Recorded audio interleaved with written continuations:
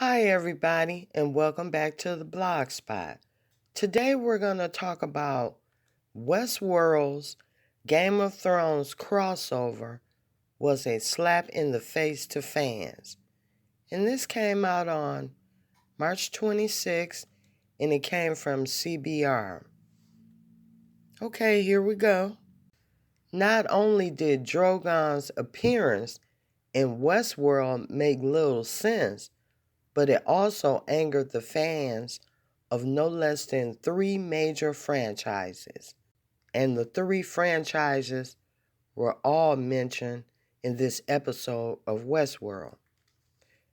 The three major franchises are Westworld, Game of Thrones, and Jurassic Park. It wasn't just a simulation that was Drogon in the lab halfway through the latest episode of Westworld, but also that Game of Thrones creators D.B. Weiss and David Benioff were playing low-level technicians, Dan and Dave, threatening to cut Drogon into pieces with a buzzsaw. HBO probably intended the appearances to be a fun Easter egg, but Drogon's appearance in Westworld creates an unintended ripple effect to the realities to three major franchises, all of which come out the other side making less sense.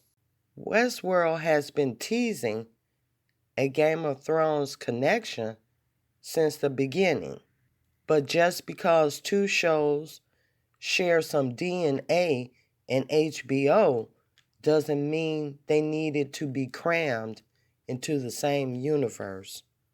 After Drogon is seen crammed into a tiny glass room, Westworld confused its own reality, which was unnecessary. Jurassic Park presumably takes place closer in time to our present, while Westworld, in the time of Drogon's appearance, takes place in the year 2059. How do you get that time to line up? In this situation, Game of Thrones fans deserve better, and so does Drogon. Let's choose to live in the timeline where Westeros is just Westeros, Jurassic Park is Jurassic Park, and Drogon is still out there flying free. Let's continue with the next article.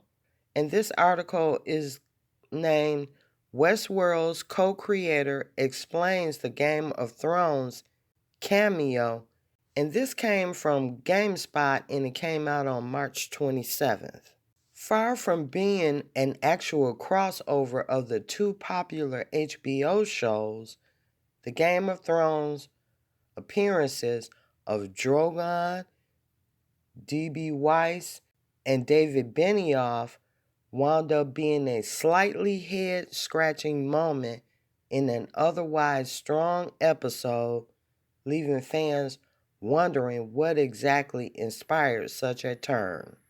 Jonathan Nolan, who is the co-creator of Westworld, says, "We're friends with both Dan and David. They've been supportive and friendly with us as we were getting our show up and running, and George R.R. Martin has frequently pitched a crossover episode. When the time came for Luke and Jeffrey's characters to be wandering around, we could not resist." Nolan also said this was an opportunity to pay tribute to Game of Thrones, the show that created the opportunity for us to do this show. How do you feel about Drogon being on Westworld? Okay, that's going to do it for me.